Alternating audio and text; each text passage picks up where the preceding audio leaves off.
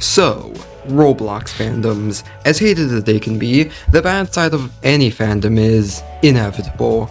No matter how hard you try, there will always be those people who twist things into something vile, which makes you go, No meme! No meme! No meme! No meme! No meme!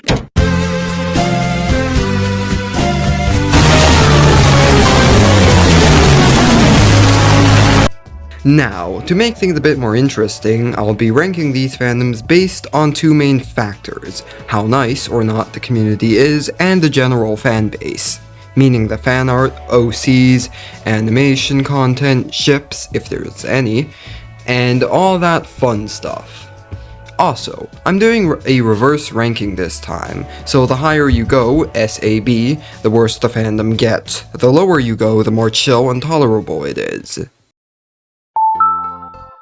Starting off with 99 Nights in the Forest, a fairly new Roblox title that's been gaining a lot of traction lately, over 10 billion visits in just 6 months.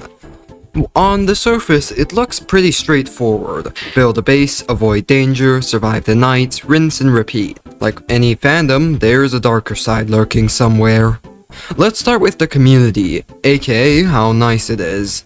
I've done a few live streams on this game, and truthfully, a lot of the players aren't super toxic. Sure, maybe there's a very toxic corner of the community I haven't seen yet, but from what I've experienced, it's mostly neutral. Nothing too insane. Now, compared to other fandoms like Dandy's World or Forsaken, where a single search will hit you with sus, milk, heat, R64 nonsense, this one is pretty tame. The game is just about avoiding deers, saving kids, and building bases. Most of the weird or questionable stuff is hidden deep and takes effort to find. The only real odd thing I came across was Kraken Kid being sexualized. Beyond that, the fandom is surprisingly chill and you rarely have to dig to find anything concerning, so I'm placing it at around C tier. Not bad and not perfect, just neutral. Oh boy, next up we've got Dandy's World. And yeah, I think you can all guess where this is going. For the fandoms I've already covered, I'll probably be a bit more straightforward this time, mainly because I've talked about them a bunch already. Now the community is a little complicated. I started playing Dandy's World recently, and truthfully, the players in-game and on Discord can be fairly nice. But the fandom as a whole? It's widely considered to be toxic. Hostility toward new players, griefing, harassment, and frustration toward anyone who doesn't fit into certain strategies or roles. So in terms of community and respect, it's very mixed. Moving on to the fanbase, the animations, fan art, and other creations, well, it's also mixed. Open up TikTok and you'll see the classic R64 gulp gulp milk nonsense. And yes, of course, there's sexualized content featuring the characters. Shocking, right?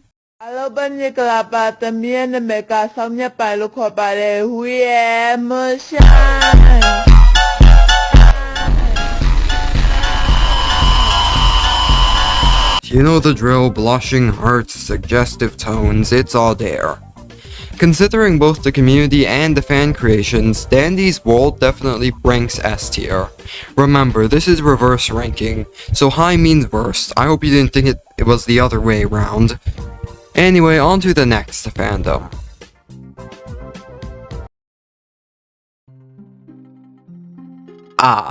Multiverse AU Hub and the Epics of the Forsaken World. Just hearing those names, you might think, oh, cool fun gaming universes, right? Well, not quite. When you actually look at what they produce, the picture is very different. Since these are YouTube channels rather than standalone games or universes with original content, I'm going to combine the two main factors here. The channels pull from kids' media like Battle for Dream Island, Dandy's World, Minecraft, Five Nights at Freddy's, 99 Nights in the Forest, and I don't mean the usual, ooh, sus, R64 milk, guys, nonsense. No, this is borderline adult content being posted on YouTube, and somehow YouTube hasn't done a thing. Like I mentioned before, I've covered these channels previously. They're basically the same thing. The Epics of the Forsaken world just swaps in Roblox Forsaken characters. Either way, gross. Now, the community? From the few shorts and videos I checked out, the comments are basically roasting the creators for what they post. They even have a Discord server with, not safe for work content. That's as far as I'll go. So yeah, both the community and creators leave a really bad impression. Combine that with everything else and this one goes straight to S tier. Up there with all the worst of the worst fandoms.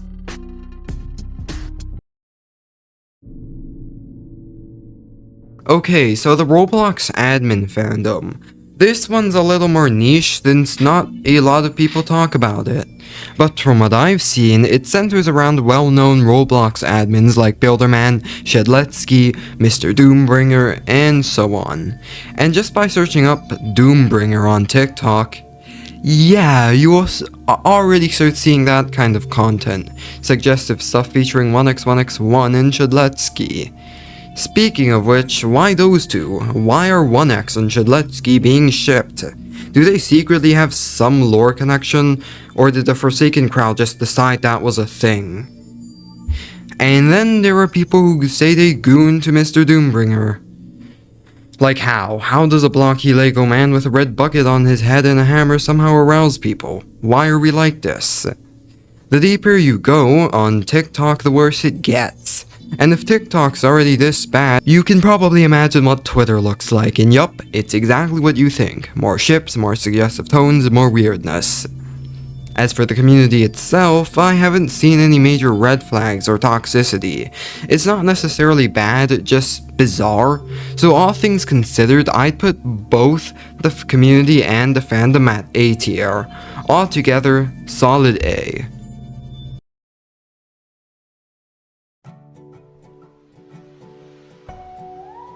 I don't think I even need to repeat myself when it comes to Forsaken. It's in the same lane as Dandy's World, and that's already saying a lot. One of the worst things you can probably do is search Forsaken on TikTok. The second you do, you'll witness unholy atrocities of the highest order.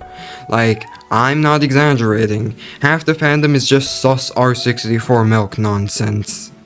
This is exactly why I beg Roblox players, especially younger ones, to stay off TikTok, because this is the kind of stuff they absolutely should not be seeing. The Forsaken community is already known for being toxic, and the fanbase? Yeah, I think it's obvious where this is going. Straight up to the worst of the worst, S tier.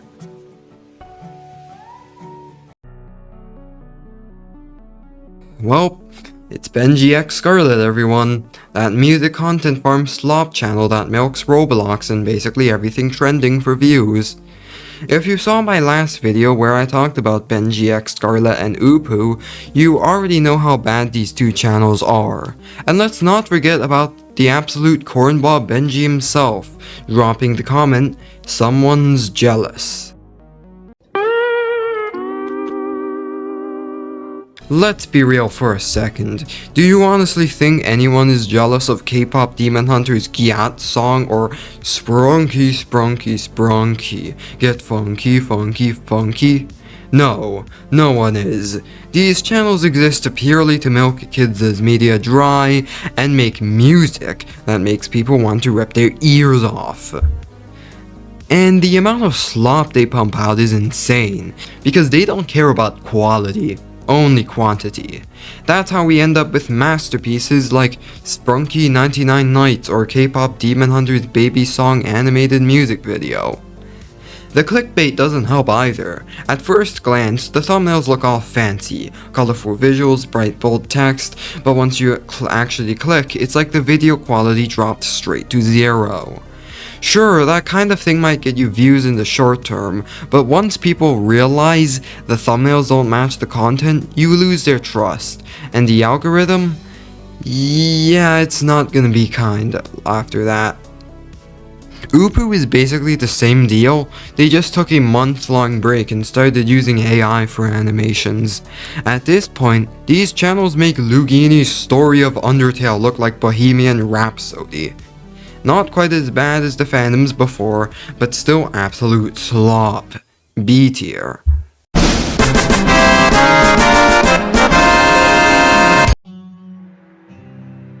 Die of Death, a game made by Sauce V10, is honestly what I call a very enjoyable game. It might be basic for me to say, but that's what it is.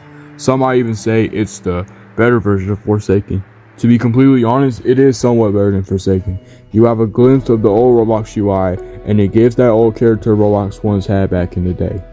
I can't say too much as I just started playing this game 2 months ago, and I've yet to experience every bit of it.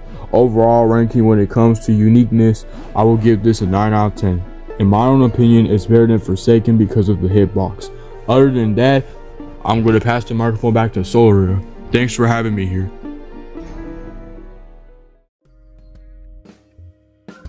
Okay, so with Zay's take out of the way, I'm sure you already know what Die of Death is in terms of raw gameplay. So now, let's get to the part you've been waiting for, the weird, chaotic side of Die of Death. If there's one thing TikTok is notorious for, it's the sheer amount of sexualized content. You can't scroll for more than 5 seconds without seeing R64 or some suggestive nonsense. If you thought TikTok was just dumb dances and harmless trends, oh boy, you'd be wrong. Now, on YouTube, it's not quite as bad. Most people head there for tutorials or gameplay advice, but TikTok, short form, super accessible, and full of people with the attention span of a goldfish. Everyone's trying to add anything to grab your attention for 5 extra seconds, and the result? Well, this. Seriously, what even is TikTok anymore? Either way, that's the kind of content you're dealing with.